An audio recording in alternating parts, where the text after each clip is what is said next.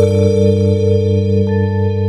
everyone, I'm Whitney and I'm a registered dental hygienist. One of the things we've seen over the past year is that the pandemic has had a huge negative impact on people's oral health, and there are several reasons why. Today we're going to discuss some of the major concerns that we're seeing in the dental industry, how they started to begin with, and what you can do to make sure it doesn't happen to you. Now, in the very beginning of the COVID-19 pandemic, dental offices across the United States were forced to shut their doors for anything other than extreme dental emergencies. What we all thought was just going to last a couple of weeks soon turned into months. In fact, according to the US News and World Report, dental services fell up to 80% in the spring of 2020. That included basic, preventative, and therapeutic care, like professional cleanings, dental fillings, gum disease therapy, and restorative treatments such as root canals and crowns. And in dentistry, there's one thing that's for certain. Dental problems such as infected gums and tooth decay don't heal themselves over time. The fact of the matter is that they only get worse. That means if someone had a medium-sized cavity they planned to get filled right when the shutdown happened, it could easily had evolved into a situation of needing a crown or even a root canal by the end of the year. As a result of all of these dental office closures, emergency room visits for tooth decay rose because people found it harder, if not impossible, to get to the dentist. But emergency rooms aren't set up for treating teeth, and a lot of people were avoiding hospitals anyway because of the huge spike in COVID numbers. So all of those active cavities had to simply wait to be treated regardless. It boiled down to treating the symptoms, like pain and swelling with medication rather than the source of the problem, cleaning out the decay, and placing the filling. But let's switch gears for a minute and talk about those of us who maybe didn't have any dental problems, or we were already caught up on our checkups when the pandemic hit. No issues, right?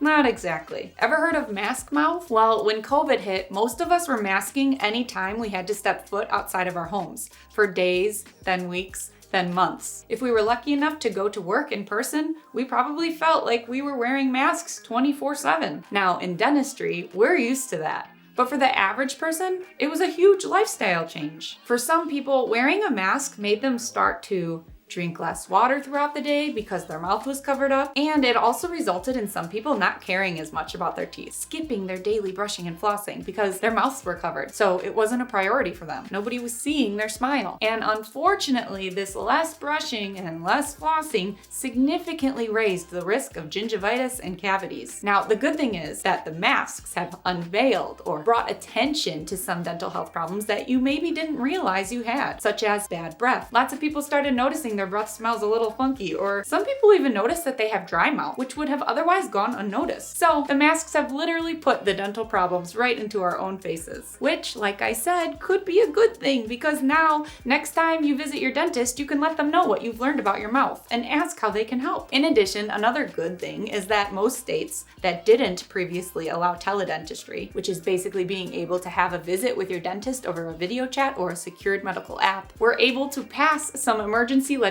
to allow dentists to care for their patients in a socially distant and safe manner. No, you weren't able to get a cavity filled, but you could rule out major emergencies or get a prescription called in to tide you over until the offices were able to open back up. And now that we know a lot more about COVID and there aren't as many back orders on PPE, dental offices are able to safely open their doors again to provide all services to their patients. Right now is the best time to get your oral health back on track. That bad breath you've been noticing under your mask, or the dry mouth you've come to realize that you have, now's the time to talk with your dental provider about it. Most dental problems are preventable. The key is to see your dentist routinely. That way, if there are any issues, your dental provider can intervene while the problems are still small and simpler to correct. Some of them might even be reversible if you catch them early enough. So, how long has it been since you've last seen your dentist? Go make your appointment now before it slips your mind. It could save you hundreds or thousands of dollars, not to mention the future of your smile. Thank you all for listening. I'll see you again next time.